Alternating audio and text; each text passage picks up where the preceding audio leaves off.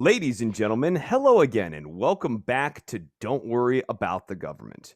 My name is Chris Novembrino. This is episode 490 on the March to 500, a prestigious and important time in the history of the show because we'll only march to 500 once. Otherwise, the counting scheme would get off. Joining me on today's show is Sean Frieder. Hello, Sean.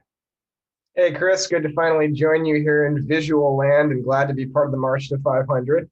Yeah, I'm glad to have you here. Hey, real quickly before we get going, do you have headphones on? I don't. Oh, put on some headphones before so that you Okay. have the feedback thing. I just noticed that. I was like, oh, I'm glad I caught that. Yeah. Yeah, I totally forgot about that.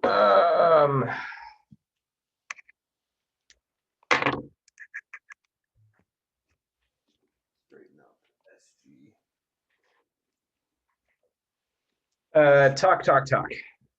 I got that Gibson. Oh, hey, I have a pair of those AKGs too. They're good. Yeah, I like AKGs. Yeah, I can hear you fine. We're doing good. All right, sweet. Cool. Ladies and gentlemen, hello again and welcome back to Don't Worry About the Government. My name is Chris Novembrino. This is episode 490 on the March to 500. And joining me on today's program is Sean Frieder, the Super Nintendo Chalmers of Super PAX. Welcome back to the show here, Sean Frieder. Going to talk about some steamed hams today. Oh, I wish. If only we could concern ourselves with such trivial things. But we're after an election. We got bigger fish to fry right now. Good to finally see you, put a face to the voice, because of course I've never visually seen you, right? Not in, I think it has. Not in a long time. Not in a long time. I think perhaps listeners, especially when people are kind of, used to hearing certain voices on the air, we didn't see each other on the show for like extended periods of time for production wise. There'd be occasional times we get on the Skype call, the video would start on, and we'd be like, I'd rather just not run the video. So Yep. Whatever it is you're doing off screen, I don't know. Yeah, no, it very well may be since high school. So we're talking like this is a 17-year visual reunion right now. Oh my God. Yeah, there was a little bit of a shock. I feel like time has not ravaged us in the same way as still youthful. Yeah, looking good. No, the skin's starting to go. Got the hair. Neither of us are balding. The hair is sprouting out of different places. So hey, a little staircase going here on the forehead. It's just because I think about the issues so much. I'm an issues guy. Right. I care about them.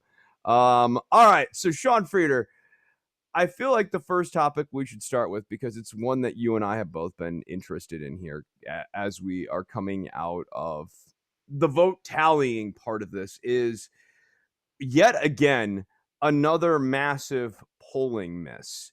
And a ton of fingers being pointed in every which direction. Pollsters are blaming poll aggregators. Oddly, Nate Silver is defending the accuracy of polls even when they don't seem to be all that really accurate. What do you think is going on here with this big polling miss after a previous big polling miss? Like what didn't happen? What adjustment didn't get made? Yeah, this is a topic I can talk at great length on. Feel free to get the cane and pull me out of here if I'm just going.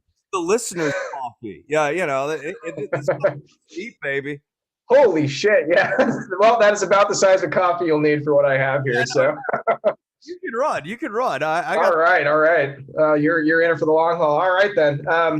So I'll start off by saying that I don't think is helpful in this post what happened with the polls world that we're in right now is I say this as a pretty big Nate Silver fan. I'm still a Nate Silver fan, but it is not helpful to pee on someone's leg and tell them the rating. Like it's not helpful for him to be saying right now that the polls overall did pretty well, because they didn't. They did not do well. I should take this time right now to separate out polling as a general thing versus polling in this year. polling is a general thing. People have a really hard time buying the science, believing polls. Generally, you should believe them. Generally, they are accurate to a point. They are useful, but they have run into issues recently. 2016, we had some polling error. People overblew a little bit how much the polling error was, mostly just because the expectation was Clinton would win. She didn't. Polling error there was off by like 1.5 points in terms of the popular vote. You go to the states, which of course matter a lot more, as we saw in 2016. You're getting, and yeah, this year too. It really, if this had not been a electoral vote contest, we would have known like a couple hours into election night that the entire race was over. I mean, we're now looking at, Biden's probably going to win somewhere in the 4 to 5 point range for popular vote, which for it to feel that close and be a 4 or 5 point race is mind blowing. But it's really, that aside, electoral college margin, like Trump went this way, Biden went just a smidge the other direction. We were complaining last time that Trump won by like a 70,000 electoral college vote margin, and like Biden's going to maybe win with under 200,000 electoral college vote margin. That's about right. Yeah. We're talking the same narrow ass margins, which, I think is telling us 7 of the last 8 elections, Democrats have won the popular vote. This is the only reason why Republicans are competitive, is because they got the electoral college. Like, we are now living in the world that the founding fathers built for us, where they were trying to make the electoral college relevant, because this thing is going to be in play for every goddamn election until it's gone, which is probably going to be never. So, I mean, we're going to be doing this forever now.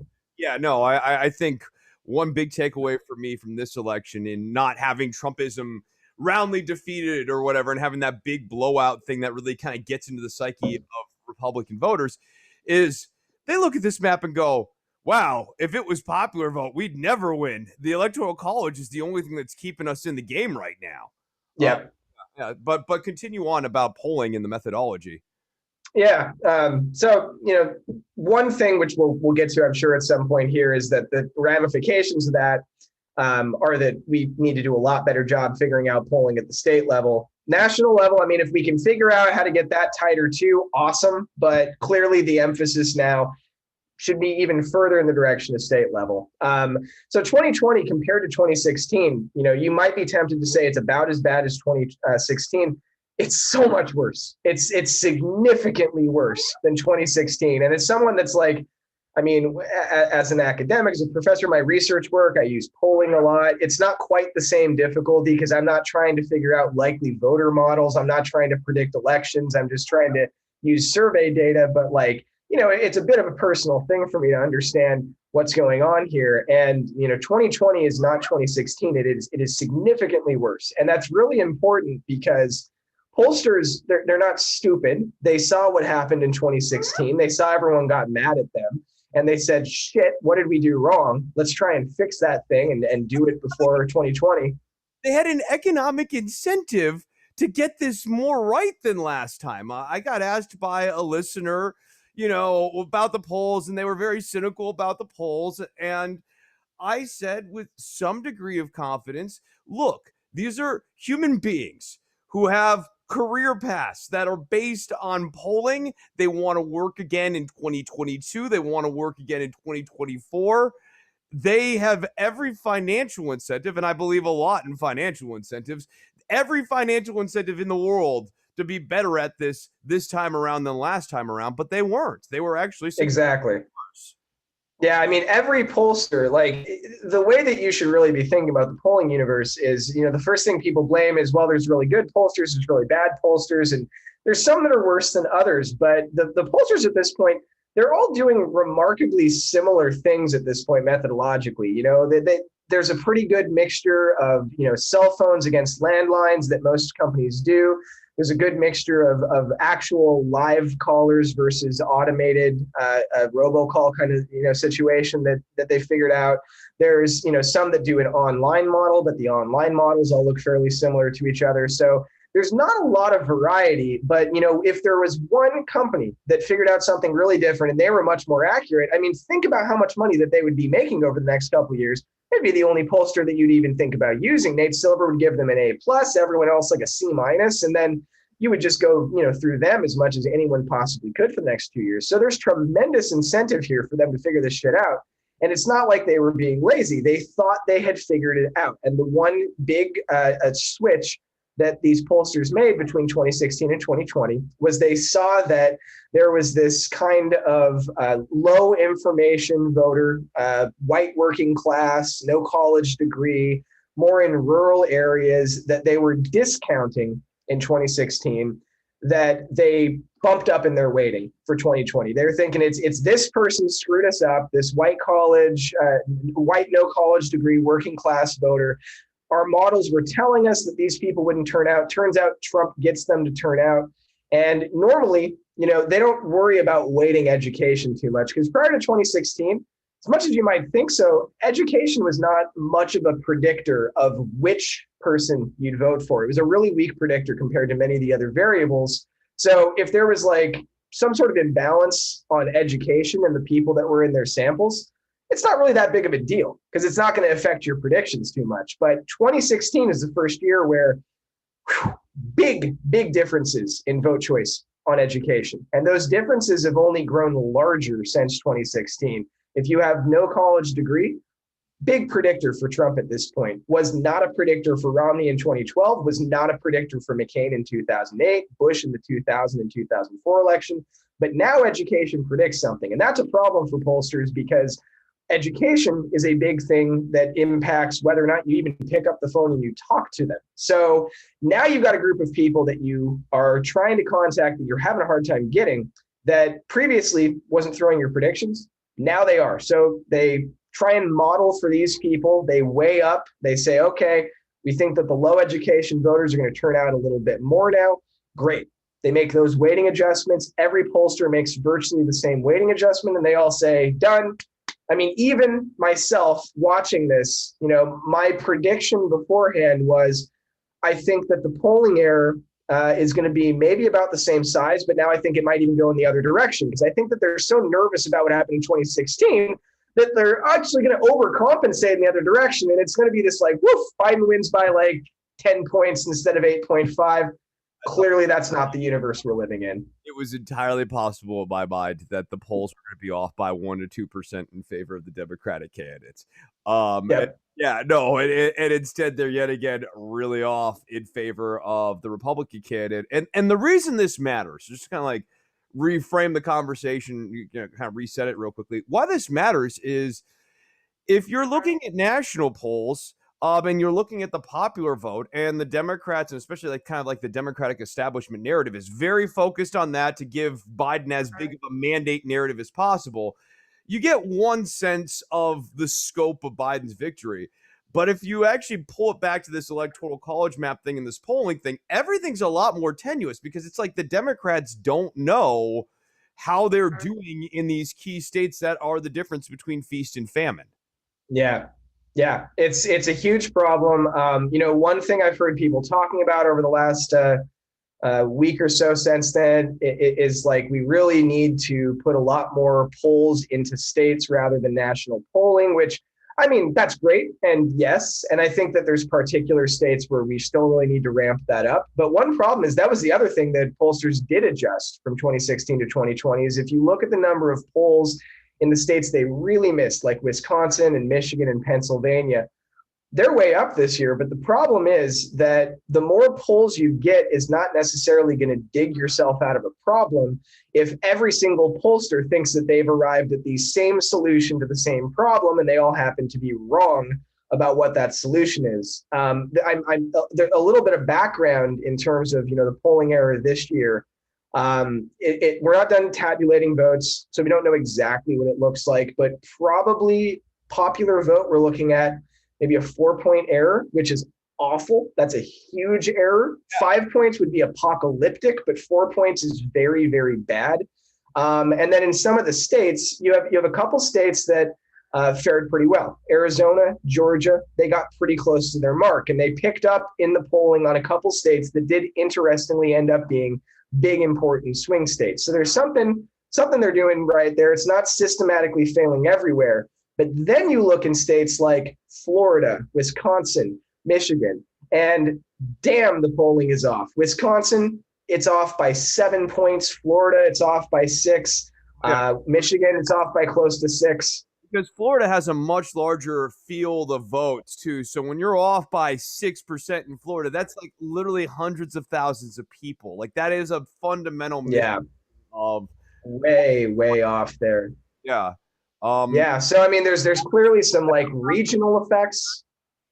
Do you think Florida is still a battleground state for the Democrats in the wake of this election? I think that's a really good question.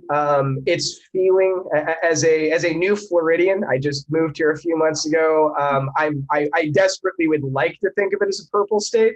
I don't know that that's necessarily true at this point. I will say where I am, Jacksonville, Duval County, they shifted 4 points in the direction of Biden, and it was a county that went for Biden this year. So a little county pride. We're moving in the right direction, but obviously a lot of hay has been made about Miami fucking Dade, which I mean shifted what 23 points in the direction of Trump at this point. Mind blowing. And I'll put it this way.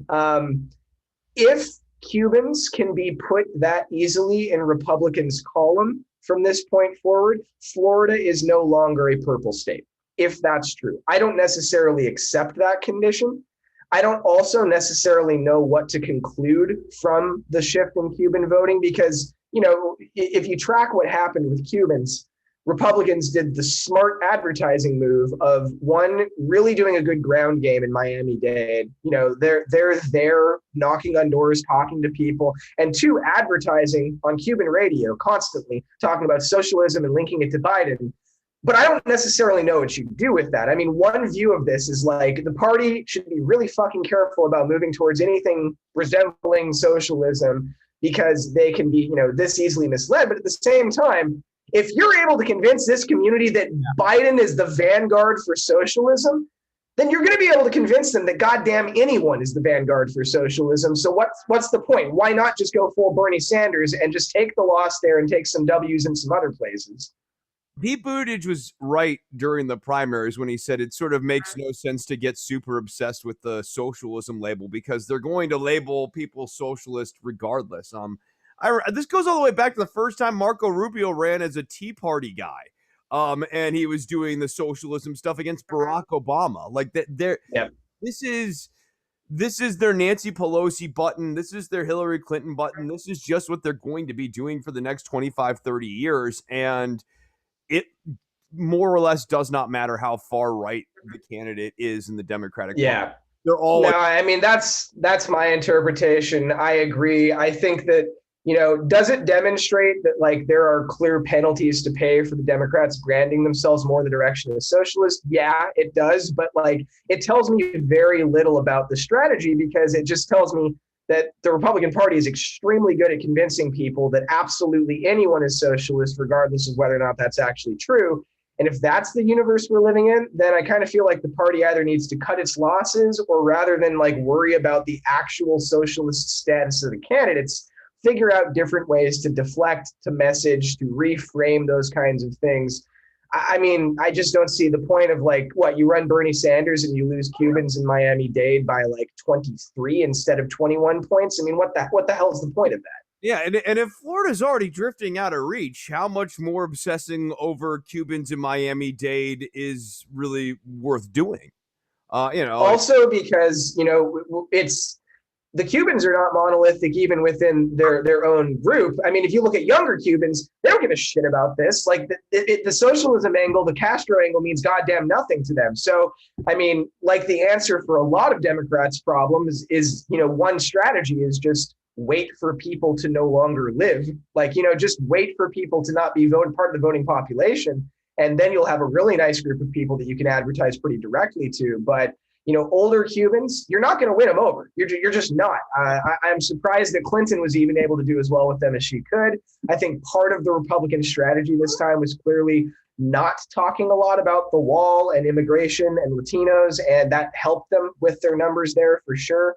It helped them in certain parts of Texas, not all, but certain parts of Texas. Nevada's a hell of a lot closer than anyone thought. There's still more to say. I have more to light up about polling errors. And Nevada is another giant one. Nevada was off by fucking, 7 points? Yeah, and Nevada's one where we're talking about Florida is maybe drifting away because of just it's a big pool, and so when you're off by hundreds of thousands of votes, it's hard to get those back. Like those are real people; they have to come from somewhere. Um, Yeah. Nevada is the other situation where it's a very small universe of polls. I think it was like 1.5 million total voters or something like that, maybe even a little less than that. And you're talking about a difference of under 50,000 votes. This is a much more tenuous win. So, Democrats are thrilled to death about blue Nevada, but Nevada is barely, Yeah. yeah, it I is. mean, on my map, when I was telling people to watch for election night, I was taking states based on the polling like Nevada and Wisconsin and Michigan and just saying, just put these in the Democrats' column already. There's no point in even talking about these states. And clearly we saw, that's not the universe that we're living in. And so pollsters really missed big in a few key states. They missed fairly big nationwide. And, now I think it's worth getting into like the 15 different theories for why this has happened. Theories, because now we have a sense of the scope of the problem, and it's actually pretty substantial, and it matters like for you and I in the analysis field. If the research part of this is bad, it's kind of a garbage in, garbage out problem. So like, how like what accounts for this, Sean? Like what Yeah. So I'll start with answers that I don't like, that I just don't think are helpful. One is I think it's completely a waste of time to go after the aggregate modelers. It like to the point that you just made, garbage in, garbage out. Nate Silver is not polling anyone. He's creating a model of pollsters. And as far as I can tell, there's not really anything wrong with that model. It's just that the model is clearly being fed a lot of polls that are garbage. So I wouldn't look to the aggregate modelers. I think the economist model that, is sound. I think the 538 model is sound. So I'm worried about the pollsters. That's my first take there. The second thing I'll say is, that said, Nate Silver, is very fond of reminding people that, okay, I said there was a 90% chance that, Biden would win. There's a 10% chance, therefore, that Trump could win. You can always say, we're living in the 30% of universes in which like the polling error was that bad. And like everything is always just chance, which like there's a truth to that, but it's not useful. so unuseful. It has So he's useful. been rebuked on how unuseful that was in terms of us understanding the election, the last election cycle, and for the fact that he doubled down on that. It's like, no, I'm going to keep shoving this percentage thing into your face. Like people, they can't use it. Yeah, I mean, like what you have to take is okay. So what you're saying is that we lived in the 23% universe in 2016, and we're living in some like again about 30%, 25% universe. If you multiply those two things together, we're starting to live in a universe that's like around 5% odds, and like scientifically, our cutoff is usually around like a 95% cutoff interval. So like you're starting to get into the world where like I just don't flat out believe you that we just happen to be hitting bad chance universes twice in a row, especially because I think this is going to be one of our hints for what's going wrong. 2018, the polling was pretty good. The polling hit pretty well. It was not off. They predicted like something like 97% of races correctly. They got it by like within a tenth of a percentage of the House popular vote. So like it's not a problem with polling generally. It's not a problem even with polling recently. So this opens me up to my first response to this, which is it's a Trump effect. Now, I think to a certain extent, this is a cop out as well. I don't think, and nothing I'm going to say here about any of these reasons is the holy grail one reason why this is all going wrong. But I do think that you see weird polling in 2016, you see it in 2020, you don't see it in 2018. And just kind of by process of elimination, you have to think, he wasn't on the ballot in 2018 directly. He is on 2016-20. So there has to be something about Trump being on the ballot that screws things up. And I think that even within that, there's a few ideas, few theories as to what's going on. One thought about that is, this has gotten a lot of attention, is the shy Trump voter, that people are just intending to vote for Trump. They will vote for Trump and not telling pollsters that they are not intending. So, they might say Biden or undecided and then go vote Trump. I think this is some of the story. And I'm going to give a bunch of unsatisfying, like, it's part of the story, kind of answers to a lot of these here.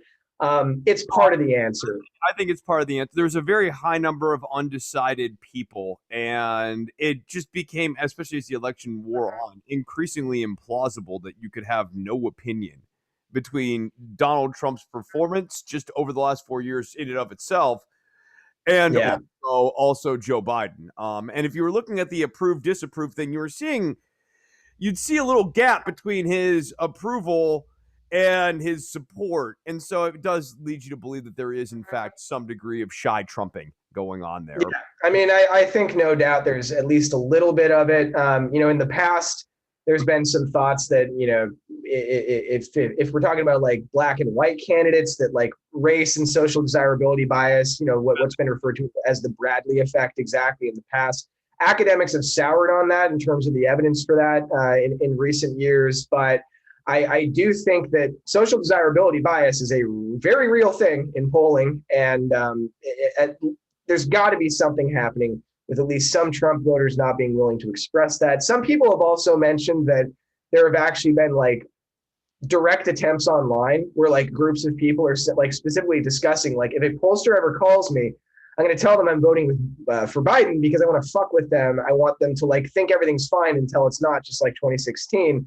I don't really think that like actual coordinated lying is really part of the problem, because I mean, you have to realize what a vanishingly small group of people those people online are, and like how hard it is just to reach these people to begin with through these polls. So Screw up one poll, but they can't screw up a sustaining number. Exactly. Unless there's a bunch of them.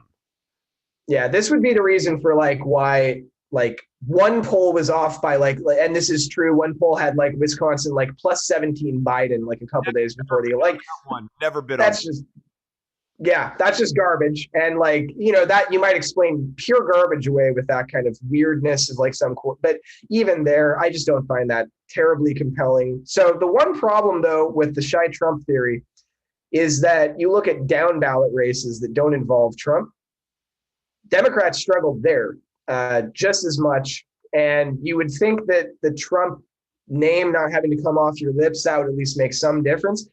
Didn't seem like it did. So that takes me to the next Trump-related thing, which I guess I'll put it this way. I hope this is a Trump-specific effect, because if it's not, this is pollsters' nightmare. It means we're headed for a really nasty next decade. This next effect is what's called differential non-response bias. This is the idea that the kinds of people who would even deign to pick up the phone and talk to pollsters are very different from the kind of people who don't. And up until recently, that has not been true. So response rates have been declining for polls for like a really long time now. You go back to the 1950s, you get like 80, 90% response rates. You do polling now, you're lucky to get a 10% response rate. Like that would be fantastic. So, concern has been there for a really long time now that is going to make polls increasingly inaccurate, but we just haven't seen it. And the reason why we haven't is because for the most part, we've been able to use weighting to get out of these problems. That if, you don't get enough of one group to show up, you just pop in a weight that, moves them up in the strength of what their vote counts for in the poll. And declines, you can compensate a little bit with cell phone, and this way, even though there are shifts in medium of communications, and like the way we interact with our mobile phones is very different than when you and I were growing up as pups and had to call friends on the home line. Yep. Different dynamic. You're hoping that weighting these two things out kind of balances things out, but we might be at a breaking point now. And that's the concern now. I think, this is what I, at this point, think is the most convincing explanation for what happened. This seems to be where a lot of poll people are landing right now, is the kinds of people that used to pick up and talk, they didn't used to be that different in terms of their vote preference than the kinds of people who picked up and didn't. And waiting is not going to get you out of that problem. If there's fundamentally something different about the Republicans who do pick up the phone versus who don't, it doesn't matter if you weight the Republicans up a little bit more. You are not looking at the same type of Republican. And what I think is happening here is, over the last several years, hopefully this is, a Trump voter specific thing. But there seems to be a big segment of Republicans that flat out just have no trust for anyone, don't trust anything. They're not going to talk to a pollster because they think they're a bunch of goddamn liars, and they're not going to be part of their giant web of lies. They're just not going to contribute to it. And that person is overwhelmingly a Trump voter. And if that's the case, we're in a new universe here where we're going to be systematically underestimating that kind of voter every single time. The big question is just whether or not that voter continues to be a voter when Trump isn't on the ballot in future races. There's another layer that I'm worried about too now. Now you've got me thinking about this, which is Gen Z and the differential between the type of Gen Z person who picks up the phone and responds to polls versus the type of Gen Z person who has no interest in picking up the phone and doing polls. I mean, I'm reminded of that one anecdote of the Instagrammer going into the day of the election who was like, I just decided that I wanted to get back to posting, so I'm going to vote for Joe Biden or whatever. There's a different level of like if you answer the phone and you're online, you're talking about politics and stuff, you might go and vote. And we see very loud chunks of Gen Z online. However, in terms of actually being part of the voting electorate this time around, they were actually a very small part of the voting electorate. And that can also lead to polling errors where you think, oh, there's going to be this youth wave, but Yep. all you're talking to Gen Z respondents who are really energized, and you're not talking to Totally. the Gen Z navel gazers who are putting that stuff on Instagram and TikTok. Yeah, I hear people talking about that angle of the differential non-response bias less, but I don't see any reason why we shouldn't be as concerned about that. One of the big things that predicts whether or not you pick up the phone, you actually talk to a pollster, is your level of, what we call generalized trust in society. Things like agreeableness, and the people that pick up the phones to talk to pollsters show very, very high rates of trust, very high rates of agreeableness compared to, there's some other nationwide, very high quality panel surveys that we can look at that if you poll in those surveys, these are non-political surveys. So you're not prompted to think to begin with that you're talking to a political pollster. Social levels of trust are way lower in those than in the polls that we're doing for political polling, which just suggests that there's some segment of person out there that deeply distrust pollsters. They're not talking to them, and they're not going out there and voting on the left. They're going out there and voting on the right. And what's exacerbating that this year, which we can continue talking about this one response or go on to the next category of reasons why we might be getting polling errors, because it kind of segues us that direction, is the pandemic. This is a weird ass environment to be doing anything in, and it's a weird ass environment to be doing polling in. Something that pollsters have pointed out is this differential non-response bias is worse because the people who are at home now, like people who normally would be at work and they wouldn't be picking up the phone that have really high agreeableness, they're at home now. And like they're super charged to be picking up the phone this year because it's like they don't have any opportunity costs. What else are they going to be doing? They're either going to be like fiddling around doing goddamn nothing pandemic, quarantined in their house, or talking to a pollster. So to the extent that there's this differential non-response bias, it's just that much worse during a pandemic. Yeah, I've been thinking a lot about, and O'Rourke talks about this, AOC's talked about this, Doug Jones talks about needing to actually support like races, but O'Rourke was talking specifically in his mailer here this week about a thing that I was talking about on a previous show, which is the fact that Republicans were very gung-ho about going out and campaigning in person and doing door knocking campaigns and that sort of thing. And Democrats, rightfully so, were responsible during the pandemic, but it led to this completely two-track campaign, just two very, very differently executed campaigns. And I think maybe there was a tendency to underappreciate the value that the Republicans were getting out of all the ground level stuff that they were still going out and doing, perhaps in the face of science. Yeah, and I mean that's going to pick up some people that you're not going to get through these phone lists that you have. I think that regardless, I mean the polls could have been perfect, and from what I'm seeing in terms of evidence, Democrats have to pick their ground game the fuck up.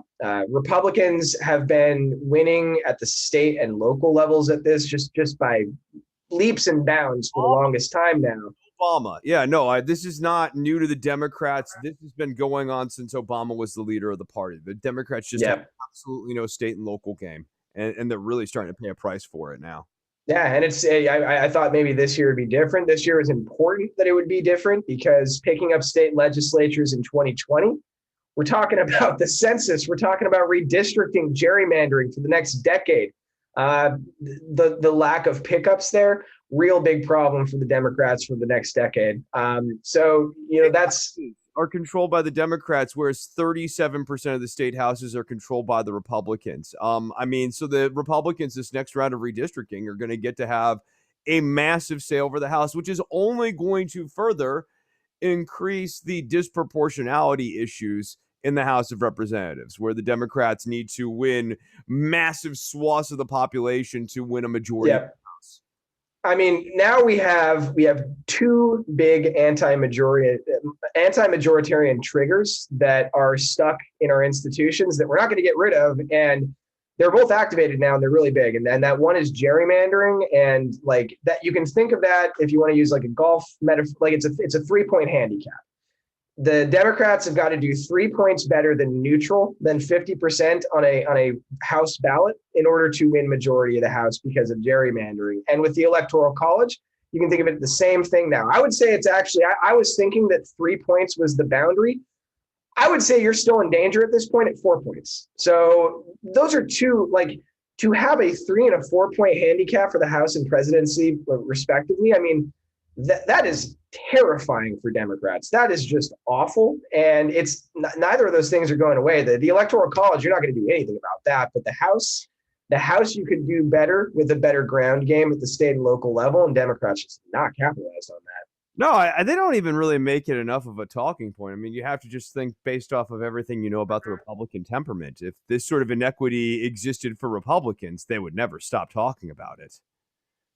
Yeah, exactly. I mean, like you talk about all the unfairness in elections. I mean, this is top of the list unfairness for elections. I mean, you're literally gaming, the majoritarian vote by 3 to 4 points. So if you combine that with like, if we assume at this point going forward, and I will say as someone that is a believer of polls, I think polling is important. I think that getting the science right in the future is really, really important. But nevertheless, until it can be demonstrated to me that what happened this year isn't going to happen again in the future, and what I mean by that is that differential non-response bias, I am going into every election from this point on, starting assuming that Republicans have a 3-point handicap in their favor with the polls. So the way I would think about 2024, whoever the candidate is, if it's still Biden, if it ends up being Harris, if it ends up being someone else, if they're at +6, I would treat that like a dead heat election until we see otherwise. And I'd want to see what's going on at state level. I'm not. Yeah. I'm just national polling to me is basically it's a dead science at this point. Like it's not utterly useless. But it's also not particularly useful when we're talking about election and election planning. What do you need to see? Like, what would Sean Frieder need to see to feel more confident in polling? The 2022 midterms would be a start. Accuracy there. And again, that's not really too much of an ask. 2018 was accurate. So I don't think that they could really necessarily have to do much and get there for accuracy for 2022. That would restore about half of my level of confidence. 2024 is, again, what I really worry about. One, just because substantively, I mean, even beyond polling, just Jesus Christ, I worry about Trump running again in 2024. If he's on the ticket, I think you're back to the same universe that we're in right now with all this weird non-response bias. And so 2024, is going to be the real test for whether or not we've figured anything out since 2020. I don't think we'll know till then. 2022 is not going to be a clean test. I just hope that looks as good as 2018 did. I was about to say before, another set of explanations for why things, went so wrong this year is just COVID. One way in which that manifests is people are at home taking polls. That throws things off a little bit. Another way that manifests is, pollsters have to come up with these likely voter models to figure out who's actually going to go to the polls. Real difficult to do in the middle of a pandemic when this is unprecedented. You don't know who's going to the polls, who's not. The other problem is that this is and you could kind of tie this, I think, to the Trump-based effect set of explanations, but record turnout. highest turnout in 100+ years. We're looking at like probably 66% turnout. And like, that's difficult to predict likely voters in too. If you have all these people that like always in the past say like, oh yeah, I'll vote, and then they never vote. And then this year they actually do vote and they're on one side of things, polls are going to be off. So, I mean, And the record if unpopular president gets record turnout. What do you think attributes for that? Because that is, I think, the $64,000 question to me for Democrats going forward for understanding this election. Donald Trump, it was under 50% for almost the entirety of his presidency, but for like the first week of him taking office or whatever, where he had like the transitional goodwill or whatever, slight mild optimism. After that, in the 40s and below through the rest of the 4 years, 70 million people show up to come and vote for him. Over 70 million people come out and vote for him. yeah. Gain of 10 million. So, like, he activated voters. What is going on there? So one thing that I hate to say, and polling for non-voting prediction, it's a different game a little bit. But if he was in a 40 to 43 approval rating zone permanently for his entire presidency, I would actually say, first of all, like probably he was closer to a 42 to 45 approval rating zone. So the polling is not going to be quite the same 4-point polling error that you're going to get with a likely voter model thrown in, but it's probably underestimating his support by a couple points. I think that there's a lot of ink to be spilled on this question of how Trump was able to increase. I mean, a lot of people were saying correctly beforehand, high turnout elections are usually bad for the incumbent. And of course, this was bad for the incumbent. I mean, it is worth pointing out that presidential incumbents usually don't lose. This is the first time this is happening in like 25 years. So, No, this is bad. I was putting this into context. When you want to talk about HW or even Carter, you have the presence of Perot and John Anderson. So you actually have a third Right. influencer of some degree of import that also serves as a critique of the incumbent. Their third-party candidacy is in no small part a critique of the incumbent. H. Ross Perot, taxes. John Anderson, kind of a stylistic stuff with Carter. So yeah. I mean, that's true. If you try to find a clean, no third party, no like Ford taking over for Nixon and carrying his albatross of an ass around for the rest of his term, if you're discounting those things, you have to go pre-FDR, I think, to find a presidential candidate just straight up losing as an incumbent with no weirdness. Yep. You're looking at Herbert Hoover. I think you're looking at Hoover in 1932. So I mean, it doesn't happen that often. So a record turnout election was bad for the incumbent, but we're still left, dealing with, it doesn't feel like it's as bad as anyone thought that it was going to be. And clearly he was able to activate about 10 million extra votes. So where are they coming from? Why is it happening? Me spitballing off the top of my head, it seems to me one possibility is that in 2016, there's a kind of low information rural voter that sees Trump, sees he's kind of making overtures to the kind of things that he's interested in, but doesn't really buy this like New York City slicker as an honorary good old boy that like really is going to do the things and defend his group and defend his identity and all this stuff. And I'm not talking about like jobs in factories, because like Trump did largely fail on that account. I'm talking about like, is this guy going to represent me on like getting these undesirables out of our country and lower in power? And after 4 years of seeing him go to the mat, they're like, oh, you are really serious about this. Okay. Yeah, no, it's the political correctness. Oh, I'm sick of, all that stuff. You can't just say what you feel. And Trump comes out as the liberated man saying stuff without focus market testing or whatever. Yeah. It's Yeah.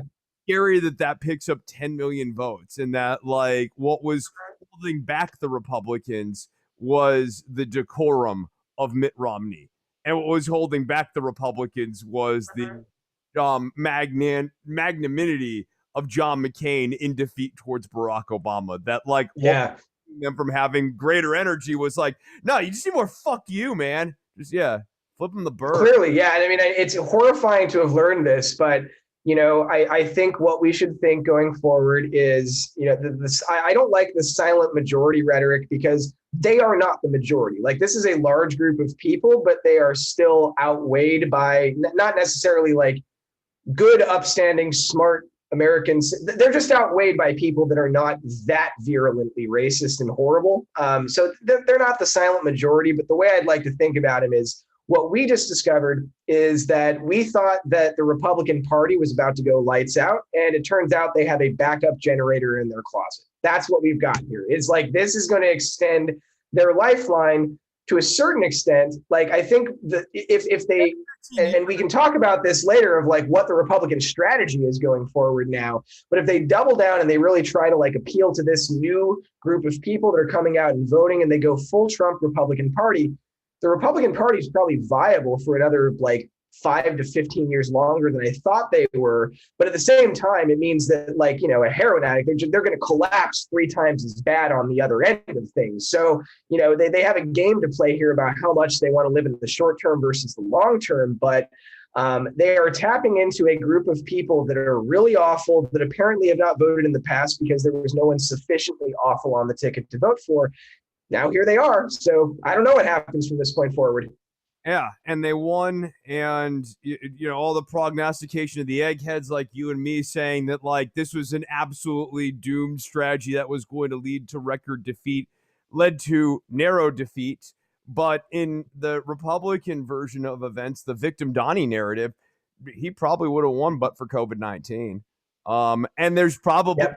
there's enough of a germ of truth there that, like, unlike some of the other crazy stuff that they come out with, that's not entirely a fabrication. It might be a reduction or whatever, but it's not unmoored from the truth. All Yeah, I right. mean, is it the case that the states the states, the corporations, the FBI, everyone is purposefully trying to like hold COVID until like he gets out of office, and then everything's going to get like that part of it's not true. But the idea that he materially, The Pfizer. yeah, but the idea that he materially benefits or doesn't, or he's materially hurt by COVID, I think that's clearly true. And this is coming from someone that my dissertation is literally written on how it's all partisanship and voters don't respond to fundamentals like the economy anymore. But this isn't the economy. The pandemic is something completely different. It's a once in a lifetime event. And I still think there's enough gas in the retrospective voting engine for people to still be voting a little bit based on something like a pandemic. But if people are expecting like something like this to prevent like a recession in the future, to impact a president, I don't think we're living in that universe anymore. But pandemics are still enough to knock you out if you do this bad. And I should say we are on an off equilibrium path right now. You run 2020 over again with 100 politicians selected at random replacing Trump. None of them do the horrible job that he's done with this, right or left. No one's that stupid. So we're just in this really weird off equilibrium universe right now. Yeah, no, I just, you have a hard time thinking about Barack Obama, Mitt Romney, Hillary Clinton, even George W. Bush, who, like, you just have a hard time really fathoming. And Bush is probably the one I think would probably do the worst based off of Hurricane Be Katrina. the closest to it. But I mean, even with Bush, it's like if Bush is responsible for coming up with his own ideas about how to solve them, then he's fucked. But like Bush is the kind of person that knows just enough about how much he doesn't know that like he might not do everything the advisors tell him to, but he's clearly aware that he's not the smartest person in the room when it comes to the pandemic. And Trump was clearly not aware of that the entire year. The problem for Bush would be coming up with a nickname for Fauci. Name Y sound anyway, so you can't be like Mommy, yeah, or anything like you can't be like Fauci. So that Yeah. would have been a problem for. Yes. No. So I think Republicans are going to have a hard time extracting themselves from Donald Trump. I guess I'll ask you in the form of a question here, in honor of the late great Alex Trebek, looking up from down above with all the answers Yes. on this show. Stay with us, Alex. All right, so do you think the Republicans are stuck with Trump for the next 4 years? Is Trump running in 2024 more or less the default state right now, unless something bucks it off the track? So I feel a lot less confident about making any predictions about Trump actually being on a primary ticket in 2024. I don't think it's an unlikely thing to think. I don't necessarily know that my obvious prediction is that he'll be on that ticket. Trump is someone that, as we've seen, he is easily distracted by things. I think he's someone that probably learned from 4 years of doing this job that getting attention is fun. Having to actually be responsible for things and get evaluated by experts in the rest of the country is not maybe so much fun. So I think once the just pure anger and rage of not winning wears off, he may lose some of the fire in his belly for actually running again. That does not mean, in that case, that there wouldn't, for instance, be a Don Jr. or Ivanka running in the primary, but I think that they would be a lot less dangerous than Trump. Yeah, no, I Um, think they are far less likely. If like Don Jr. or Ivanka wins, I don't think you have Trump as the nominee the next time around. I think if Donald Trump runs again, or even just starts to signal that he's going to run again, or when he realizes that he gains power just by signaling that, at that point it becomes a real problem for Republicans because no one has shown any real level of skill within the party of criticizing Donald Trump in a way that keeps you in good standing within the party. You can yeah, criticize him. You just end up going the way of Jeff Flake. And you're on your way. exactly. Yeah, Exactly. I think that we will, to that point, though, see a lot more attempts than we've seen over the past 4 years, clearly, of Republicans trying to find a way to extricate themselves from this problem. I don't know how successful they'll be. I think that clearly we've seen there's a lot of politicians that don't want to risk criticizing him and raise the ire of his base. I think they're Um, think that they can build the brand by courting the base. So like the other thing is, yeah, on one hand, you're going to have the I'm trying to extract. You have the Marjorie Taylor Greens who are like, oh, the building's on fire. I'm going in. This is where I live. exactly. Yeah. So Yeah, I mean, and you're going to see the Republican Party split in kind of two directions on that. I think one thing that this is more of a, we'll see what happens. I don't know how much I'd bet on my prediction here, but I could see a very plausible pathway for the next 4 years being that Trump right now is furious with Fox News. His relationship with them is probably pretty much dead. The people at Fox News have been kind of trying to get out of their own little problem for a while now, which is they see the writing on the wall. Their average viewer is 65. They're going to be dead in 15 years, and their entire company is going to go bankrupt in 20 if they can't figure out how to solve this problem. So I think, if you watch what Murdoch's children have been doing, yeah.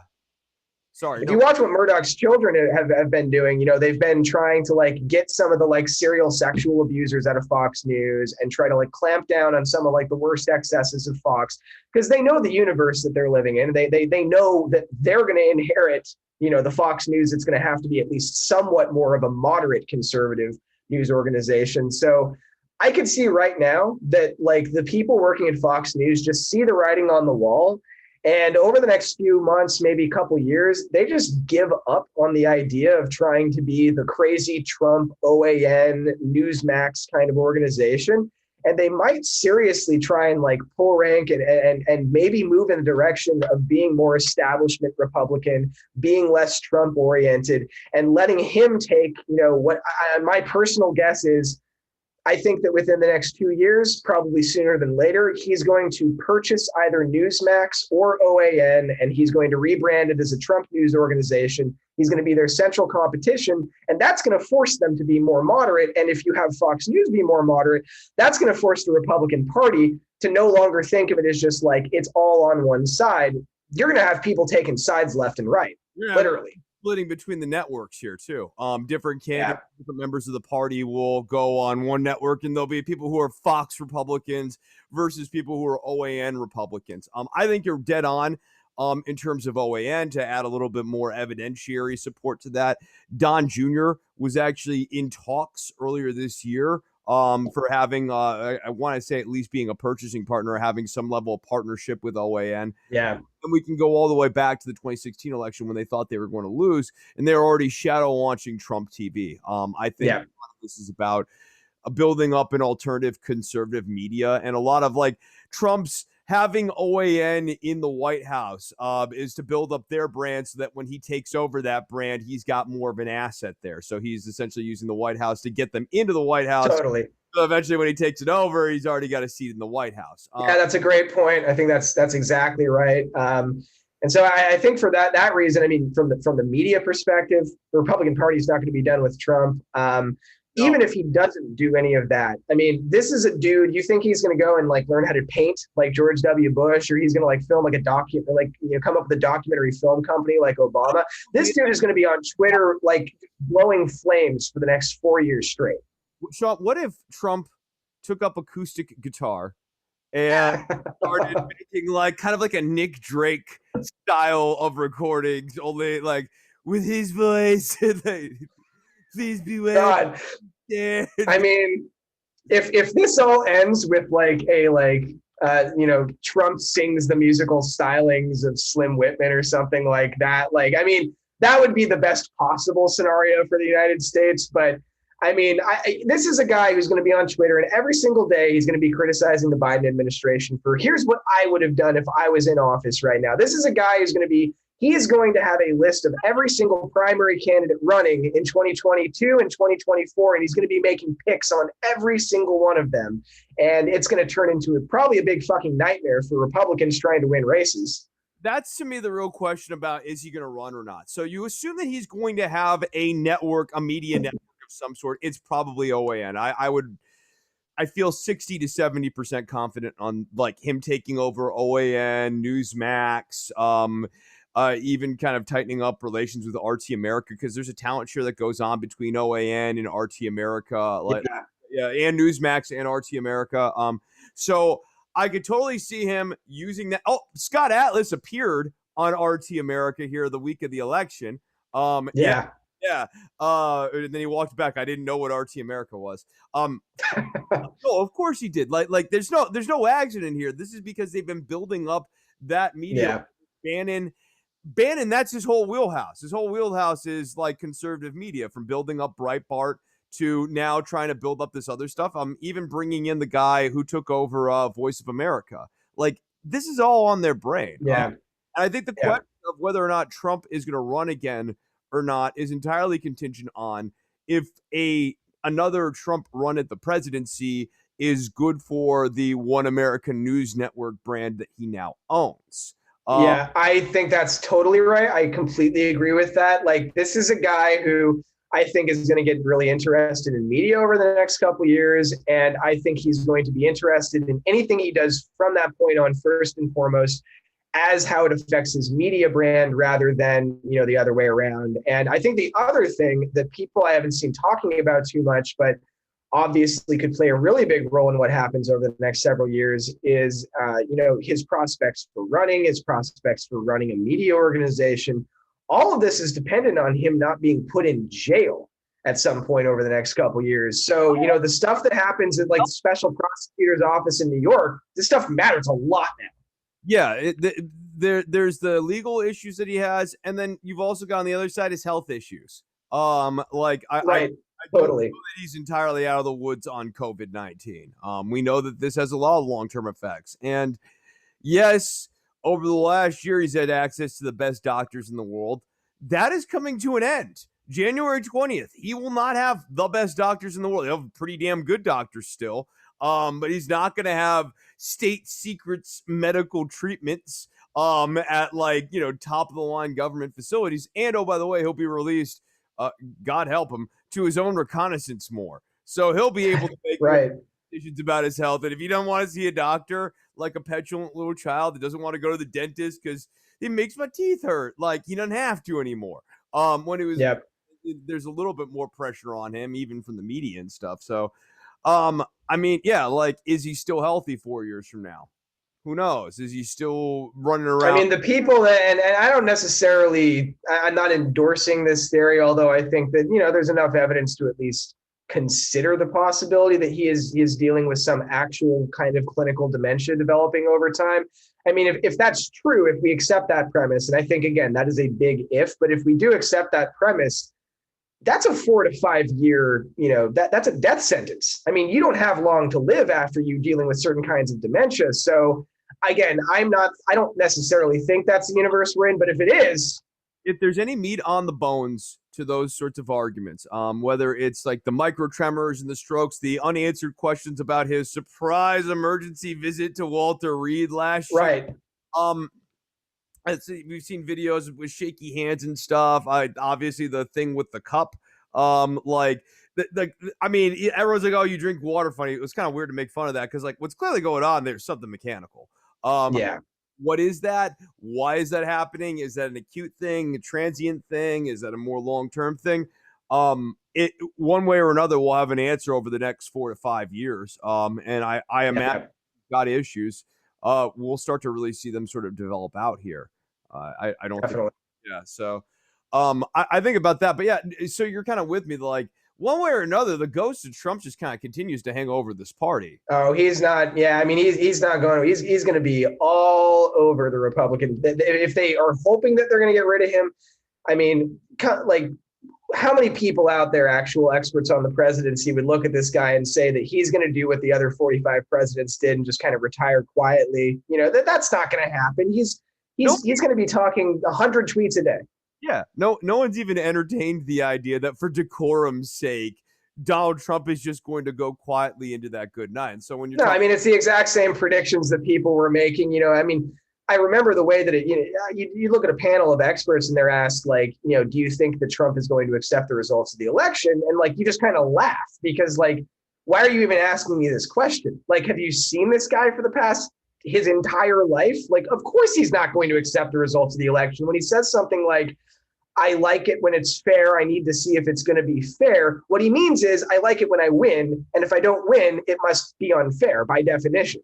yeah, and I need to see if it's going to be close. So, because if it's close enough, I'm going to try to go in and schmoz it up. And like those of us who are worried about him going in and schmozzing it up, frankly, Trump's conduct in the wake of this election has been extraordinarily vindicating about those of us who've been predicting that Trump, if things were could get it narrow enough, would go in and try to schmoz it up. Because like he's still trying to schmoz it up Yeah. in states where if he won both those states, he won't. But even if he won those, he wouldn't be at 270. He Yeah, like I mean, we should not feel good right now. Like, basically, the reason why the entire republic isn't collapsing at this moment is like math that's not that far off from the math that would put us in the world where the republic is very much collapsing. I refer to it as the libertarian margins because I don't know if it's caught your eye, but it certainly caught my eye that the Libertarian Party is really the difference maker in 4 key states, tallying up to 57 electoral college votes. Yes. Even if you don't want to assume they're all going to go to Republicans, I think, let me ask you this, because this has been a little bit of a discussion among some of the listeners. Libertarians, my theory is that if you put a gun to a libertarian's head, one, you'd be restricting their liberty and they'd hate you, and they'd probably choose death over this restriction of liberty. But two, if you put that gun to their head and you told them you have to pick between the Democratic and the Republican candidate, I think 6 out of 10 or 7 out of 10, those who don't choose death, they would break in favor of the Republican candidate. What do you think about that? That was exactly what my prediction was going to be. I was going to say, I think that if you put the gun to their head, libertarians turn 2 out of 3 to Trump voters. So I think there's an not insignificant number of, and I've certainly seen this in my own social networks, that there's a certain kind of person that's on the left. They don't really have much of anything like a stable ideology. These are the people that were like voting for Sanders in the primary and then voting for Trump in the general in 2016. These are, they don't trust the government, and like a vote for Sanders is more a vote for government distrust than it is a right. vote like I trust the government and want it to do a lot more stuff and make my life a lot better. It's more Sanders will shake up the bastards. Exactly. Yeah. So I think that the kind of voter that you're getting that's voting libertarian, there is a substantial amount of people that are, like, I wouldn't say on the left, but don't look like Trump voters that are going to vote, libertarian. And then if you put a gun to their head, they'd vote Biden if they had to, but they don't want to. But ideologically, I think that it's a better combination. I think you get a lot of young people that are like, well, Trump's bullshit, but like a lot of the ideas are kind of in that area. They're pretty close to what I like. So, Jorgensen is a good compromise between where I am and where Trump's at. I also think, to kind of, if you're trying to figure out where the Libertarian Party sits valence wise, just think about the drift from Gary Johnson over to Jorgensen and how libertarians had Justin Amash, who is really the golden synthesis of left libertarianism and right libertarianism and Right. that would actually appeal to Democratic and Libertarian vote up to and including saying, like, I voted for Trump's impeachment. And instead, the Libertarian Party very studiously tried to avoid having any sort of position on Trump's impeachment and went with the candidate who was like, "Oh, I don't really think about should he have been impeached? Shouldn't he have been impeached?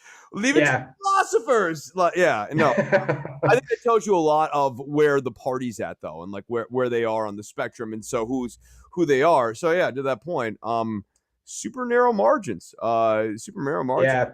States. One last thing before we move off of, I guess, a generalized topic of like the horrors of where we are in American politics at this point.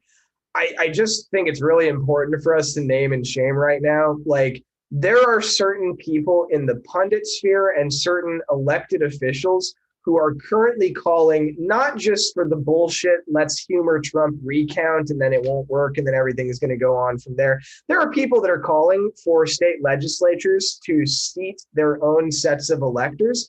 These people are traitors. Like, these people should be stripped of all privileges in Congress the moment that Congress meets for the 117th Congress.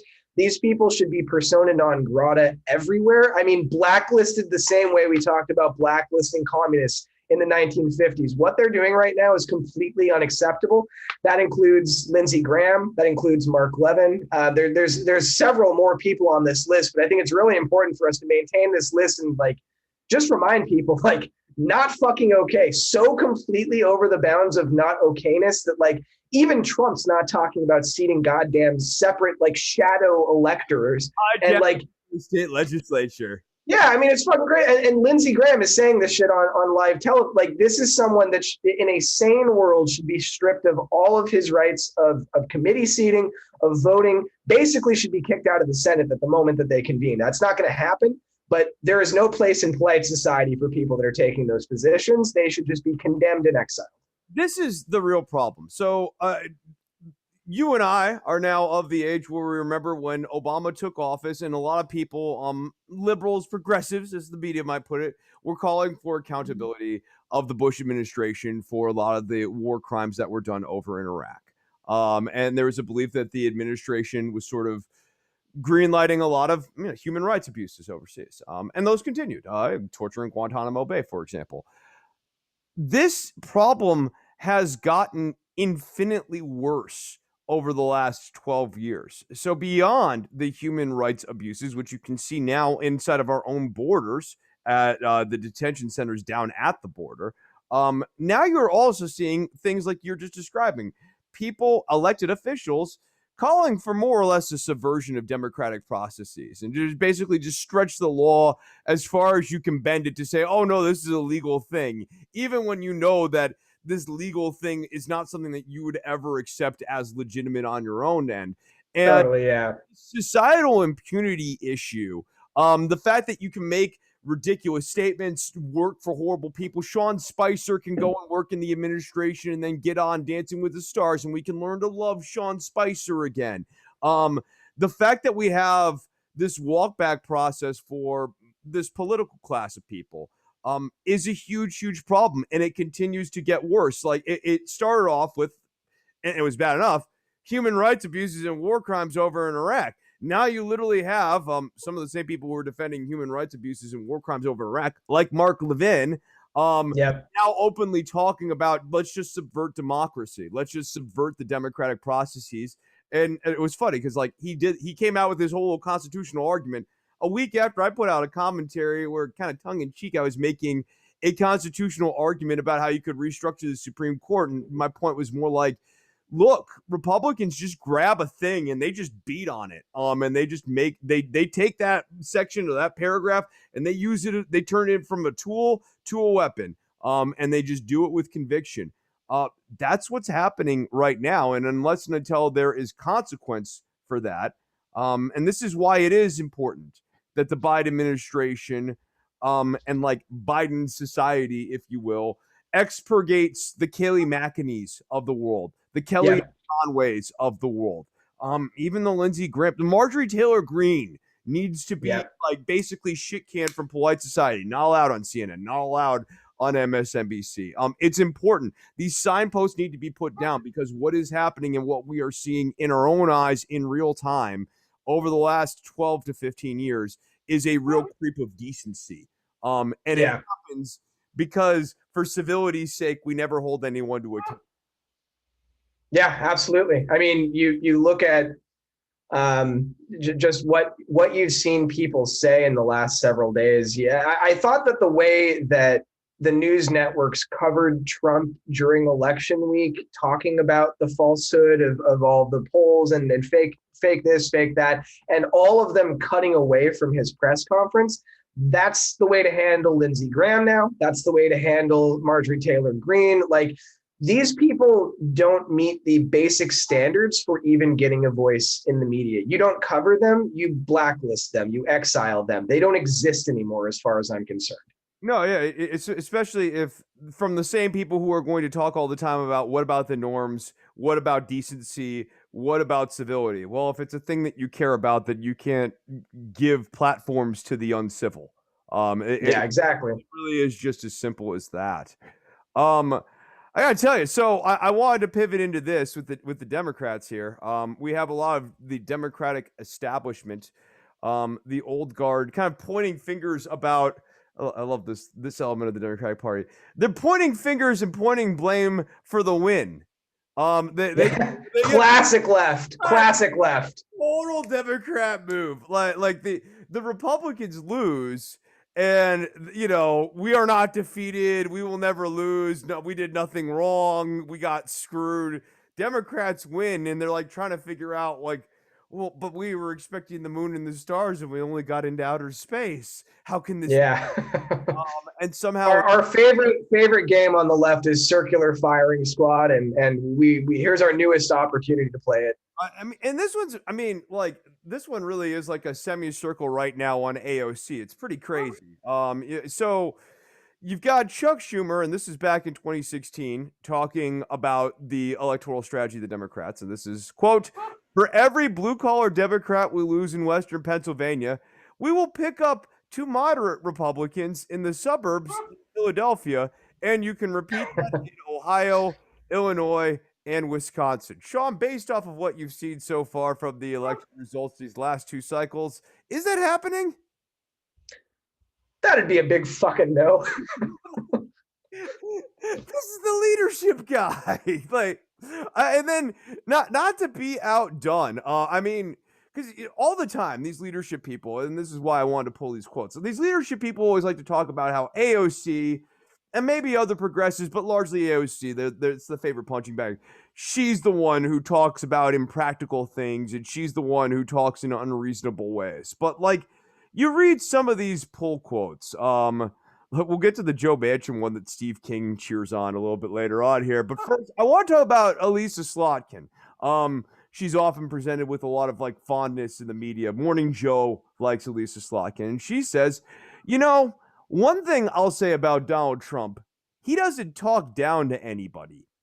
He is who he is, but he doesn't talk down to anyone.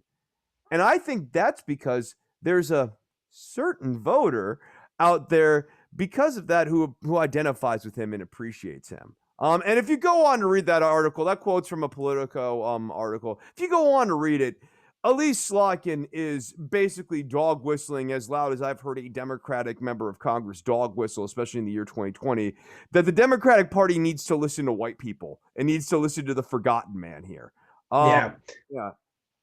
No, that's I think that's certainly what she's saying. And I think that if you treat it like a very abstract thing like that there's a certain person out there that feels like they've been forgotten, that's not being listened to.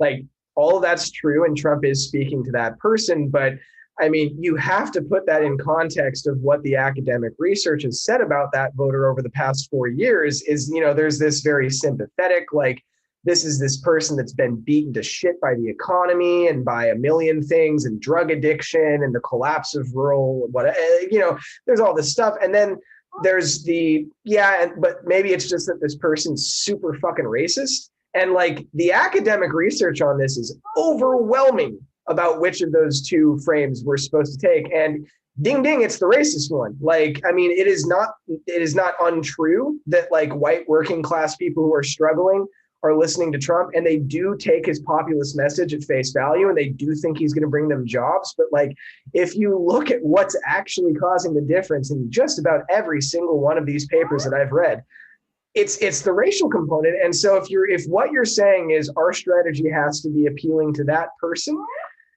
you are at very least saying we have to find a way to be a more sensitive to and appeal to racist whites more.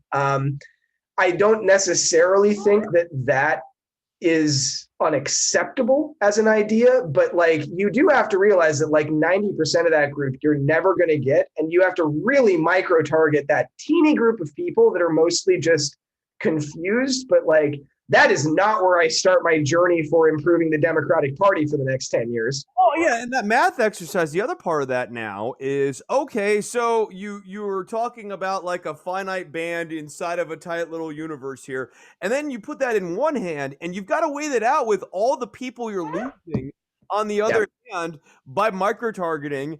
And I guess in the Elisa Slotkin world, going like Black Lives Matter and Antifa are bad. So you're saying that, and this gets into the tensions of the battleground state map as it is now constructed, where you have Georgia, you have Wisconsin, Michigan, Pennsylvania, kind of up here, and then the Southwest, which are three very different areas, three different demographies. In the Southwest, you probably need to be able to talk a little bit more conversantly about borders. And Nevada, Arizona, they care about borders, immigration reform, those sorts of things. In Georgia, the name of the game for the Democratic Party is African American turnout. So you can bash Black Lives Matter and Antifa all you want in Wisconsin. Maybe you pick up some votes. Maybe you lose votes in Georgia, and you're Yeah. talking about 10 electoral college votes in Wisconsin versus 16 down here in Georgia.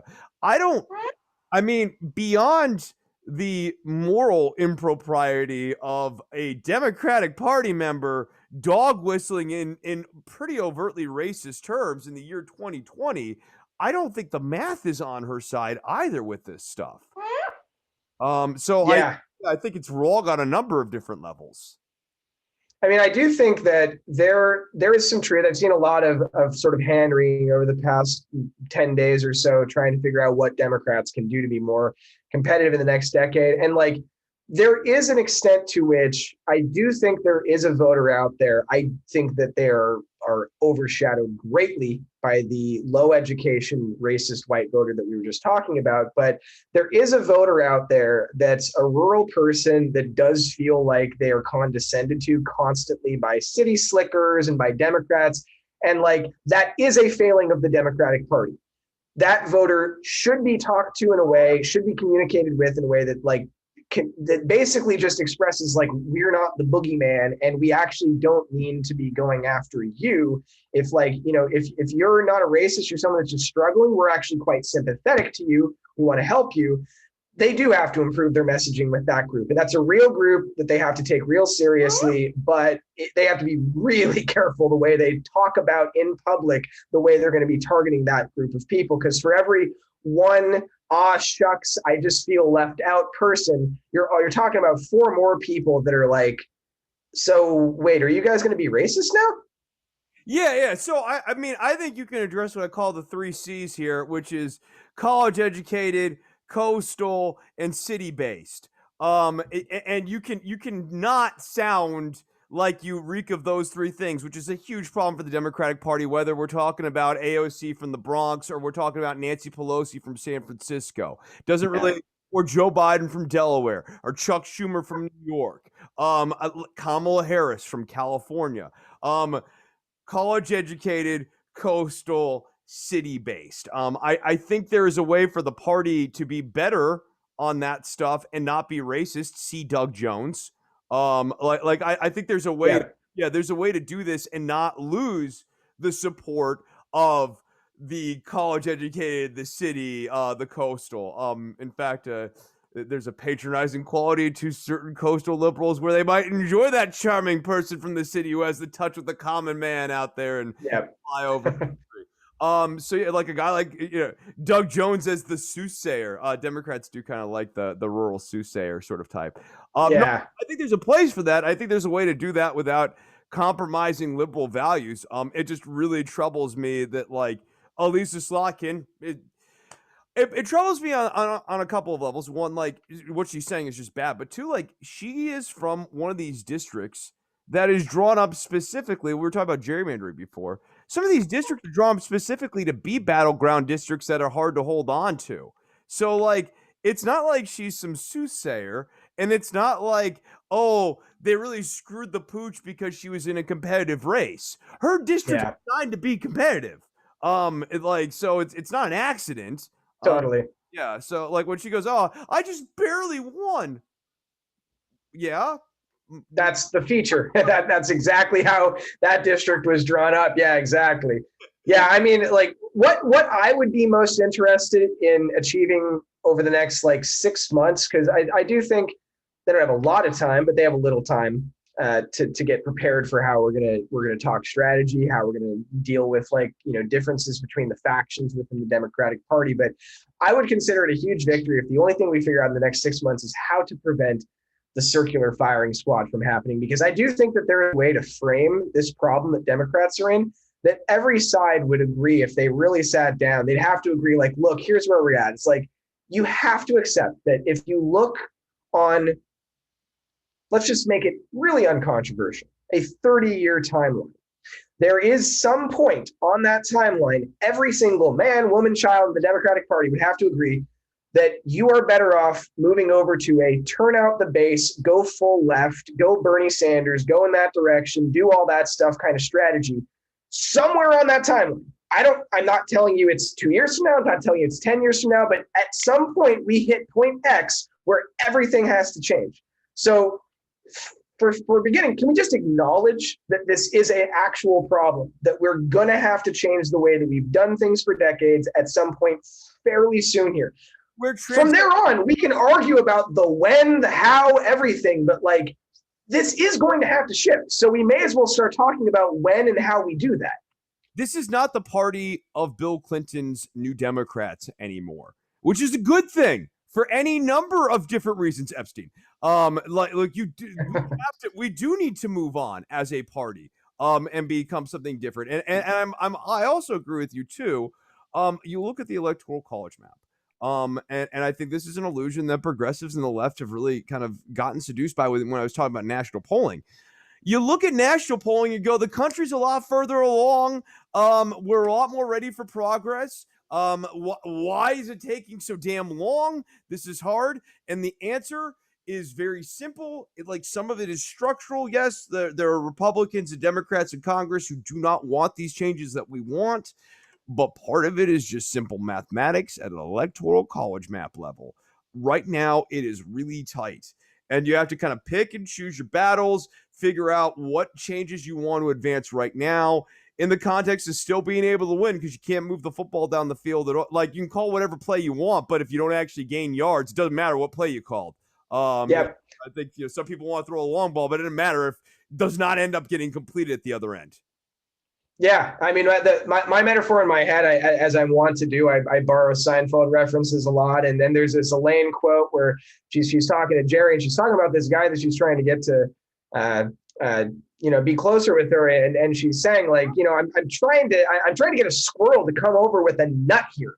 Like, I don't need any large, sudden movements. And I kind of feel like that's the moment that the Democrats, it's this very delicate, like, we're going to try and do something here. And me being on the left of the party, I'm the first person that wants us to make this transition, but I don't want us to make this transition until it's going to be a successful transition. So like what I want the left to do is realize like the rest of the country is a squirrel and we do have a nut here, but like no sudden goddamn movements. Like this is a very tenuous process. And the other thing I just want the establishment to realize is that like, we're going to have to do this at some point. Like you might not like those people that are making loud, sudden movements, but like they are going to replace you. It's going to happen. No, the world that they fantasize about is gone. The world that Joe Biden and James Clyburn talk about does not exist anymore. I like part of what is making this such a tricky predicament is so, and of course, the establishment media likes to point this out. Sometimes the left is pie in the sky about some of their ideas. But let me ask you this: is it any more pie in the sky than this Clyburn quote of Biden says that he's looking forward to putting a black woman on the Supreme Court? Are you telling me that if he puts a black woman's name up, that McConnell is going to do what he did to Merrick Garland? I don't think Yes. so. I want to see Mitch McConnell Yes. like that. 80 years old, Sean. He's in leadership. He's the experienced guy. God. It's uh, Back when Jon Stewart was the anchor for the Daily Show, he had this clip that he was fond of playing. I think it was from the Wonder Years, and it's Kevin trying to. The older kids are driving around in circles in their car, and he keeps thinking that they're going to let him in the car. And Stewart's point is always like, they're not going to let you in the car, Kevin. And this is one of those moments again where it's just like, why? Like, haven't you learned anything about the last 70 times this car has circled you and you thought they were going to open the door and then they laughed at you? Like, Mitch McConnell is the devil. Like, I don't understand how they're not getting that at this point. He will do absolutely anything that provides him the narrowest procedural advantage. If he has to completely brazenly reverse himself on something that he said literally 5 seconds before, he will do it happily with nothing in his conscience at all. He will be completely fine with that. So the idea that he thinks that like they're going to give a black woman a shake on the Supreme Court is like so ludicrously, mind-blowingly ridiculous. And like, I mean, one, who is this person? Two, like, I mean, he's throwing this out there conjecturally based on casting. What did Mitch McConnell's experiences suggest that that's going to go well? Yeah, and like, let us not forget what Merrick Garland was. It was the absolute biggest freaking compromise that could possibly done to accommodate Republicans. Yeah. Running a white male guy of their age vintage who is as far right as you could reasonably expect a Democratic president to pick. And they gave that guy the runaround. Oh, by the way, a guy that they gave lip service to and said, oh, if Barack Obama chose Merrick Garland, we would definitely give him a hearing. I mean, even if whoever this mythical black jurist is, even if her name was floated and you showed me John Cornyn saying, oh, I definitely hear from her, I wouldn't believe it because they said the exact same stuff about Merrick Garland, a white dude. So exactly. And oh, by the way, James Clyburn told Theory of Politics, just to read another quote from that same interview with Mike Memoli here, he goes that he thinks Joe Biden will have an easier time working with Mitch McConnell. Quote, it will not be as hard as some people think. I don't think Mitch will be as mean to Joe as he was to Obama. Now, why do you think Mitch McConnell was mean to Barack Obama, Sean? That you would even phrase it as mean to Obama is telling me that like you, James Clyburn, are not really like, I mean, there's one of two interpretations I can give, which is like he's playing the media game and he's trying to come up with ways to be positive and optimistic about the future. And the other is like, Clyburn needs to retire immediately because he is a danger to himself and others. Like that is such an misunderstanding of like, Mitch McConnell's not being mean to Obama. He has a narrow procedural advantage. And if there was ever a man on this planet that was going to use a narrow procedural advantage, it was him. He's going to use it. So, like he's going to have a narrow procedural advantage over Biden, and he's going to hit him over the head with it every single day. I think, no, you're really right on this. So beyond sort of the race component, which I'm intimating here too, Mean sort of misunderstands the disposition and the job that Mitch McConnell perceives himself as having. It's not about treating Barack Obama with the dignity that we think the first black president ought to be treated with. Mitch McConnell and John Boehner, I think it was Mitch McConnell who said, my plan is to make him a one-term president. That was in the first term of Obama. Like his goal and the way he views his role in the world, beyond even when you want to interplay the politics, he views himself as a Republican apparatchik there to advance the team of the Republicans' balls. Absolutely. So it has absolutely nothing to do with like being cordial. It never has. And it's telling that there's never an example of like cordiality that McConnell has in the last 15 years that Democrats point to is like there's Right. Remember when Clinton and McConnell shared an ice cream cone back in 1997? I think we all remember the Obama McConnell beer summit of 2010 where they really got on the same page and brought the country together. It was a divisive election, but fortunately a lot of that went to the wayside. No, and then we wrap up here with Joe Manchin. Joe Manchin, of course, has always been a subject of ire, and I'll say this, Sean. I know we've gone back and forth on Manchin before in the past here. I have cooled because of the tightness of the Senate, because of the very tightness, the tightness of the math. Every seat matters. Also, the Democrats are bad at picking up seats. I have mellowed in my old age on tolerating some degree of moderateness from senators. I get that it is much in the same way for Republicans. It's useful to have Susan Collins from Maine, even if she's not a reliable Republican vote on absolutely everything. I get that it is useful theoretically to have a Democrat from West Virginia when the state is clearly trending to a red direction. Yeah. That said, Joe Manchin still tests my ability to stomach any additional moderatism on a constant basis, whether it's EpiPen and defending his daughter's raising of the EpiPen price by $500, or this most recent quote here about like, I'm not going to pack the courts. I'm not going to vote to end the filibuster. Advancing this belief that the filibuster is inherent to the Senate when it's a rules convention that showed up after the design of the Senate. Defund the police, defund my butt. I'm a proud West Virginia Democrat for now. We are the party of working men and women. We want to protect Americans' jobs. We do not have some crazy socialist agenda, and we do not believe in defunding the police. Like, I get on some level, like, there's a point to that, but he's also not up for re-election at this point. So there's really no reason for him to be bashing like this. And I just got to say, when Steve King, not the writer, but the noted racist congressman from Iowa comes out and says, Joe, you have delivered an excellent message to America or for America to Brett Baer. Centrist Democrats can partner with ours. Too bad there are so few of you. I don't Jones for more centrist Democrats in the vein of Joe Manchin. If Steve King is clapping you on, doing it wrong. And oh, by the way, Joe Manchin, I checked, did not come out and disavow Steve King. Yeah, well, if this gets any more attention, it'll get to a point where I guess he has to. I didn't even know. I thought Steve King had like melted or like gone into the West or so. Just nope. Apparently, he's still hanging out, making political comments. That's cool. They just downcycled. I mean, like this is the real problem too. When you want to talk about like the decency thing, there was a time where the Michelle Bachmans of the world got voted out of office and more or less kind of disappeared into the sand. Yeah. Sarah Palin disappeared into the sand. C. Bannon tried to relaunch Sarah Palin, and people were like, no. But that decline of decency thing that has been happening over the last 10 to 15 years, now, Bannon is a power player. It certainly built up Trump.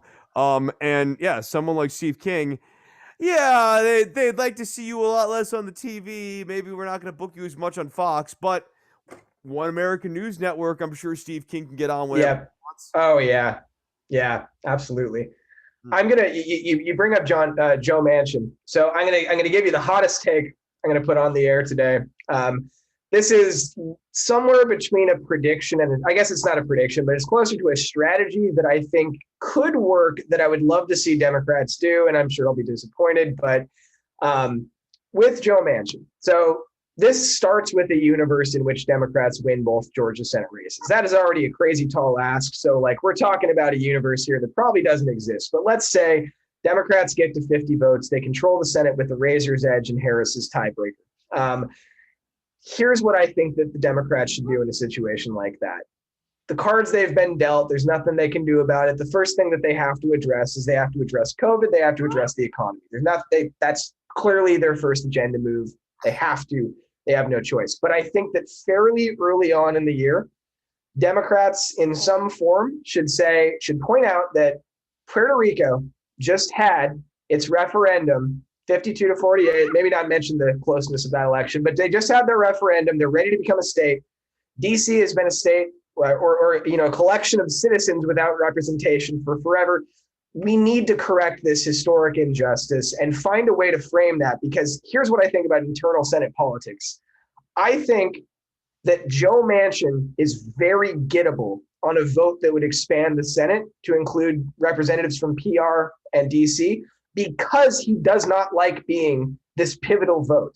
If he was to vote for this one thing, it would give 4 senators that would probably be a buffer before it hits him, that he would want to live in that universe more than a universe in which he's every single time going to have to split the difference between doing what his party wants and doing what he thinks is going to get him reelected. I think that you could market this to him as a Senate majority whip or something, as a way to stop having to worry about being public enemy number one with Democrats and having to worry about splitting the vote in West Virginia. And I think he'd like that. That's all Hail Mary stuff, but I would love to see them pursue something like that. So I have I have a different theory. So I've talked about on the last show, Gideon and Sarah Gideon being a tremendous waste of money for the Democrats and a tremendously poor mobilization.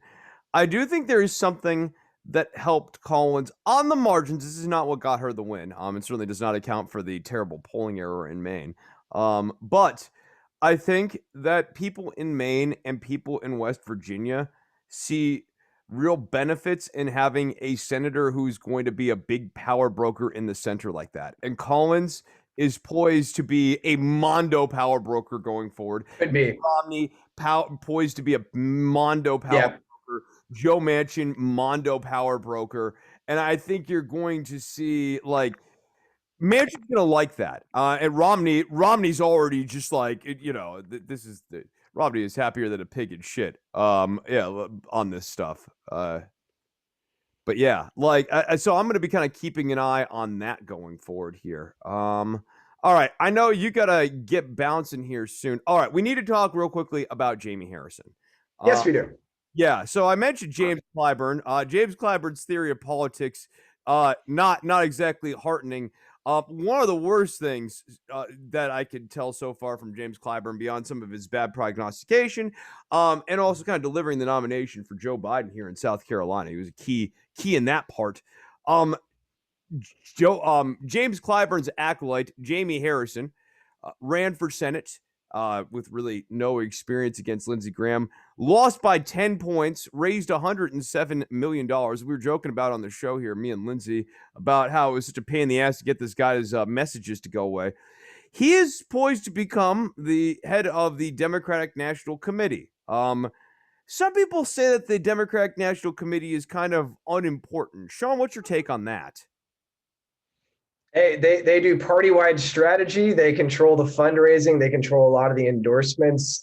So no, DNC matters quite a bit, especially going into a period where national strategy is the entire game. The person that's in that position has a lot of levers to pull in terms of what politicians are going to be doing, what the strategy is going to be in 2022, 24, beyond. So getting the DNC chair correct is something that really matters. And it's something that the Democrats have struggled to do clearly for a while now. I mean, maybe it really is a difficult task, but I don't know why it's so hard to find someone that plausibly would make both factions of the party, maybe not super happy, but at least something that could be a middle ground vantage point from which to try two fronts of the war rather than just, I mean, you look at Harrison, and maybe Harrison being offered up as the head of the DNC is an attempt to give the identity wing a little play at the same time as giving moderates a play. But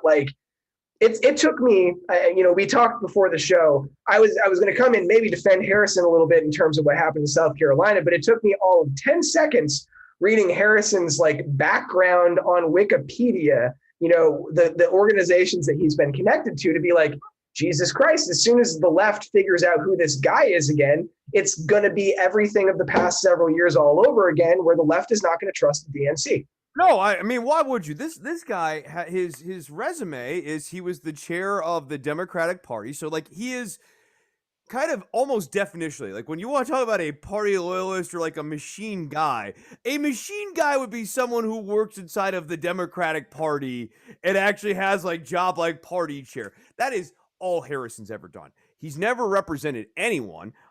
He underperformed in his race in South Carolina. His defenders are like, well, he got the money late. He shouldn't. If you want to be in charge of overseeing money, then you shouldn't be taking on money that you can't even mobilize. If your goal is to help the party on a national level, you get an extra 80 or you get an extra $20 million. You're late in the race. You're already losing and you know you're losing by double digits or somewhere close to double digits. The responsible thing is to donate it somewhere else or to mobilize it somewhere else. Get that money to use otherwise. But like, it's not about Harrison per se. There is obviously the Clyburn thing, and like there's a machine politics component of this. It's not great that he's a guy who worked for the Podesta Group. I mean, that's the thing right there. You hit that line. You hit the. I mean, and not even just saying, because I mean, most people they don't know what the hell the Podesta Group means, but like you look at the groups that he's lobbied on behalf of, and like half of the party right there is just going to go, boom, I'm out. I don't trust this guy for a second. Clean Coal, Walmart, Berkshire Hathaway. I mean, like this guy, he's a 44-year-old, what do they call him? Strivers. Like he's a career striver guy, total machine politics guy, and is absolutely 100% failing upward. It's not really about, you mentioned the identity component about it. It would make no difference to me if it was McGrath or Gideon. The thing that's important to me is that like Gideon, like McGrath, you have a high profile, high financed loser who underperformed and kept sucking in money and kept asking for money to fund a campaign industrial complex. And like they lost. And so when you have like the Elisa Slotkins and the Abigail Spambergers of the world complaining, oh, we lost so many good people on Tuesday night. Well, I mean, if you didn't suck up in the case of just Harrison and McGrath alone, Yeah. $200 million. Yeah. Having that in better places probably saves you in some of those house races. I mean, this is probably a good way to go full circle back to our original point, but we were talking about, why does it matter for us to figure out how to get polling right? Well, one big reason why it matters is because it tells us which races the Democrats should be dumping money into. And if we didn't have this huge polling error this year, that money might not have gone to McGrath, might not have gone to Harrison, might instead have gone to Cunningham, might have gone to, a couple of these other people that were on the razor's edge, and that we might be living in a different world because of it. I mean, money doesn't automatically make you win elections, but $200 million that's being allocated to the wrong place kind of sucks. Yeah, no, Joe Cunningham. If you're, and I like Joe Cunningham. I was impressed with him as a political talent. I think he's good. Not necessarily, don't agree with him on every policy or whatever, but I like him. He's in South Carolina. Maybe you save Joe Cunningham by getting $5 million to Super PAC or something financing Joe Cunningham out of Jaime Harrison's $107 million raised. I think there's a much better way. No, I'm really dismayed by the Jaime Harrison pick. And I increasingly I find it indefensible on any number of levels. It reeks of doing a political favor to James Clyburn, in no small part because he lost by 10 points, in no small part because he raised $107 million. So he's shown absolutely no prowess for the job. And then also he comes from this James Clyburn school of political thinking, which frankly seems to be a bit unmoored from political reality. Like they want to talk. I saw an article this week that was like, what planet is AOC on? Well, she's apparently on the planet where she thinks that a black woman Supreme Court justice nominee would have a hard time making it onto the Supreme Court with the Republicans. I feel like I'm on that same planet. All right, Sean, I know you got to get going, and this seems like a good point to end the show here. So, Sean, where can people find your works on the internet? Are you on Substack? Are you launching a Substack? Are you leaving your major publication and going to Substack? I'm playing around, talking with a couple people right now about maybe doing something out in I guess this is an older term now, but blogosphere land. Maybe doing something a little bit more writing more regularly. Where I'm at right now, you can find my academic work at seanfrieder.com. You can friend me on Facebook, where I provide regular commentary on there. And I have a Twitter, but I hardly ever use it. So Facebook, my website, those are the two places. See, and I got you covered on the Twitter, at least right now. So follow the show at DWATG, because that's switching my social media life to primarily just managing the brand side of things, and you can DM me over on the brand side. That's how we'll handle things going forward here, or over on the Patreon, patreon.com/DWATG, if you want to see the video version of today's episode. For right now, I am at Chris Novembrino on Twitter as well. Don't worry.tv is our homepage. We're on iTunes. We're on Stitcher. We're on Spotify. Now is a part of the show where I remind you, Don't Worry About the Government is a listener-supported podcast. A buck a show is all we ask. So for a buck, you get you support the show, which is cool because it's listener-supported. That's why I say it's a listener-supported podcast. It makes sense when you really think about it. The definition, the title, it's all right there. It's tight. So you go and sub up, and you can get the video versions of the show. You can also get extra podcasts. We're also now on YouTube, and if you want to see video adjuncts, so Don't Worry About the Government, I'm trying to take little talking points and segments from the show. Like, for example, I might do 5 reasons why Trump lost. Get those up there. Sometimes people like those as shareables. So we're trying to get those out. More content for more people. Go and support the show if you can. Want to thank you guys so much for listening. Thanks, Sean, for coming on. And until the next one, bye-bye.